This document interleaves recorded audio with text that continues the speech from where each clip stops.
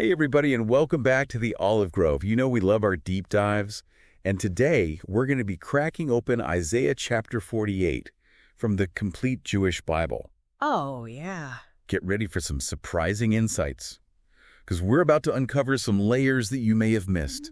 And our guide for this deep dive is the expert, Absolutely. who knows this stuff inside and out. Looking forward to it. Are you ready to get started? Yeah, let's jump right in. Okay.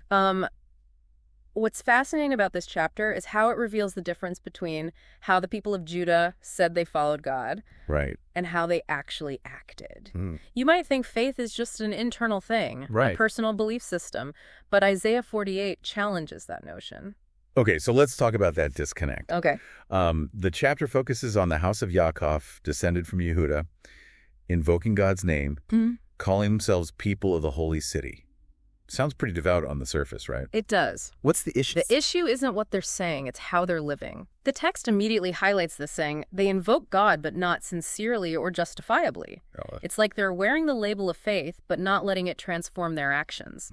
Does that resonate with you at all? Have you ever felt that tension between belief and behavior? Definitely.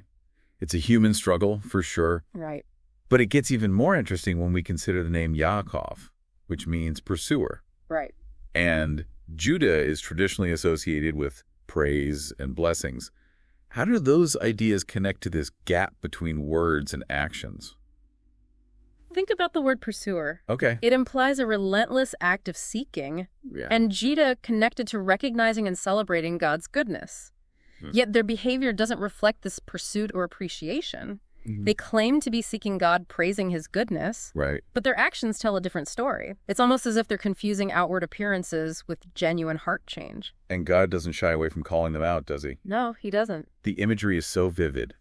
Stubborn neck, an iron sinew forehead bronze. That's a pretty harsh picture. Right? Absolutely. It paints a picture of resistance to change, Yeah. a hardening of their hearts against God's message. What's striking is that even after witnessing God's actions and prophecies fulfilled, All right. they still give credit to idols. They choose to attribute God's power elsewhere, despite clear evidence to the contrary. So let me ask you this. How does God respond to this stubbornness and idolatry? Does he just give up on them? That's where things take a turn. Okay. Instead of abandoning them, God reveals a new thing, something they hadn't grasped before, Okay. the coming of the Messiah with his Spirit. Wow. This is a monumental shift, Yeah. a game changer, not just for the people of Judah, but for all humanity. Wait. So even after all that stubbornness and idol worship, God is still offering a path to redemption. Yeah. What does that tell us about his character? It seems like a pretty radical offer, considering how the people had been acting. It's a powerful testament to God's mercy and faithfulness. Even when his people stray, he remains committed to their well-being and ultimate redemption. The coming of the Messiah with his Spirit represents a new covenant, a new hope. And this offer of redemption isn't just for the Israelites, right? Exactly. There's a clear call for all nations to turn away from idolatry and embrace the redemption offered through the Messiah. The scope expands from a specific group to a universal message of hope and transformation.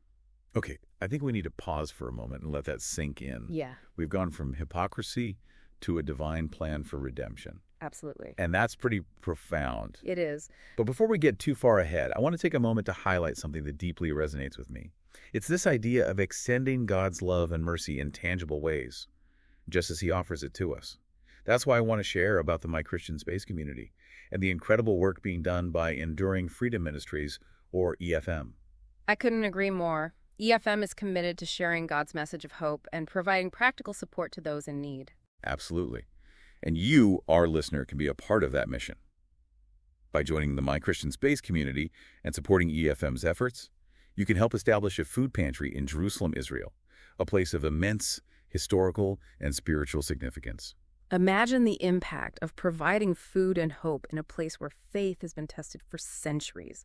Your support can make a tangible difference in the lives of people who need it most, embodying the compassion and mercy we see reflected in Isaiah 48.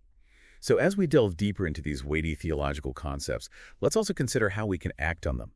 If you feel led to contribute to this incredible initiative, visit the My Christian Space website to learn more about EFM and their vision for the food pantry in Jerusalem. You can truly be a part of bringing a piece of God's peace to that sacred city. Now let's get back to Isaiah 48 and see where this journey takes us.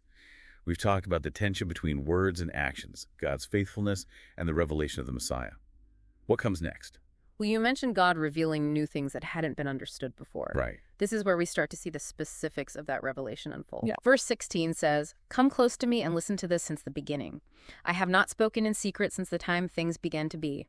I have been there, and now Adonai Elohim has sent me and his spirit."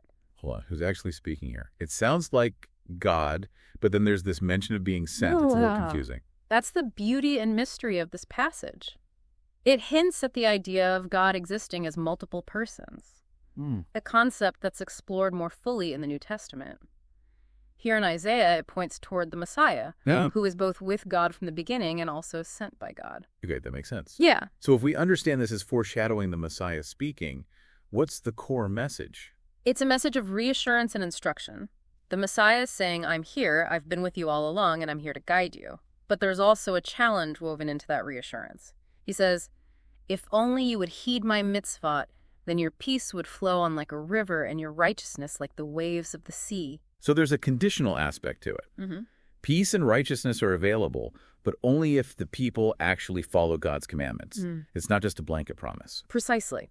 And notice the imagery used here, peace flowing like a river righteousness, like the waves of the sea. Right. It evokes a sense of abundance, of fullness that comes from aligning ourselves with God's will, not just going through the motions. But then there's the other side of that coin, right?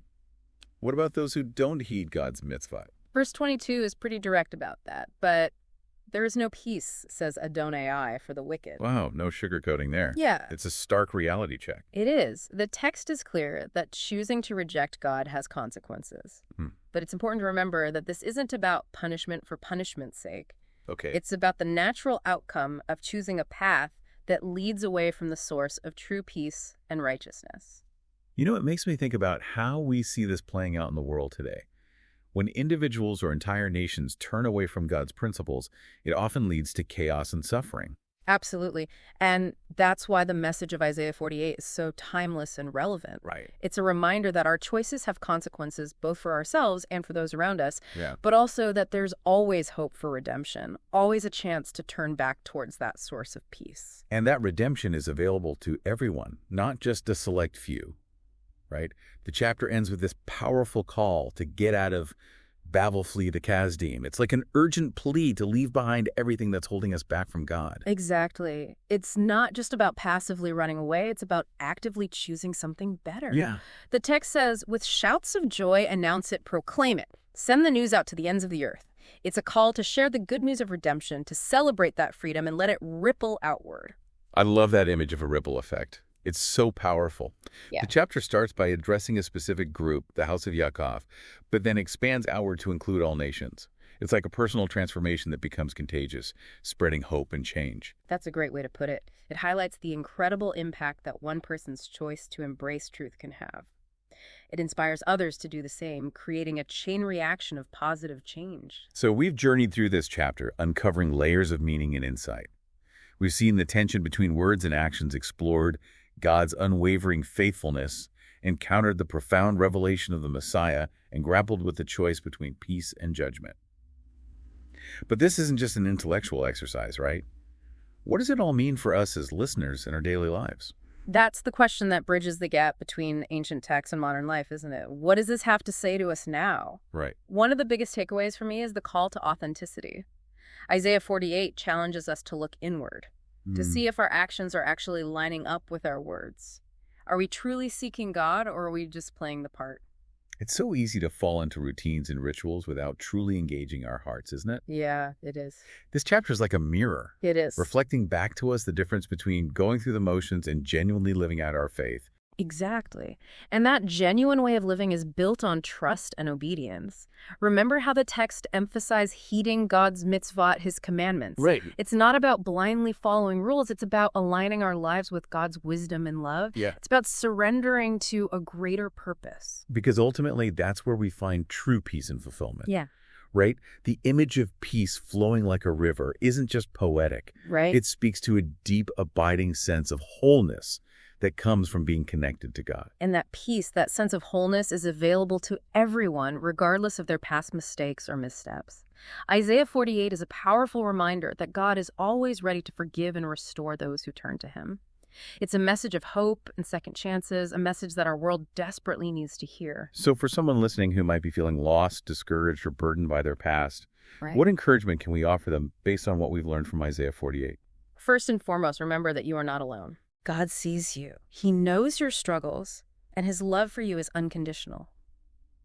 Take that first step, turn to him, and honestly share your heart. Ask for his guidance. And don't be afraid to take that leap of faith. Right. We talked about fleeing Babel, about leaving behind those things that hold us captive and keep us from experiencing true freedom. What might Babel represent in a listener's life today? What are those things that might be holding them back? It could be anything that has taken the place of God in our hearts. Materialism, unhealthy relationships, addiction, negative thought patterns, anything that's become an idol preventing us from experiencing true freedom and joy. So the message of Isaiah 48 isn't just about ancient history. It's a call to action. It is. It's about taking an honest look at our lives and making the choice to align ourselves with God's truth, allowing that peace to flow like a river. Beautifully said. And remember, as we embrace that truth and live it out, we become part of that ripple effect, spreading hope and transformation to those around us. We become living examples of God's love and mercy. That's a powerful thought and a perfect place to wrap up our deep dive into Isaiah chapter 48. I hope you found this journey thought-provoking and maybe even a little bit life-changing. We've just scratched the surface here, and there's so much more to explore. Absolutely. If you're ready to dig deeper into these ideas, be sure to check out the Olive Drove podcast on YouTube.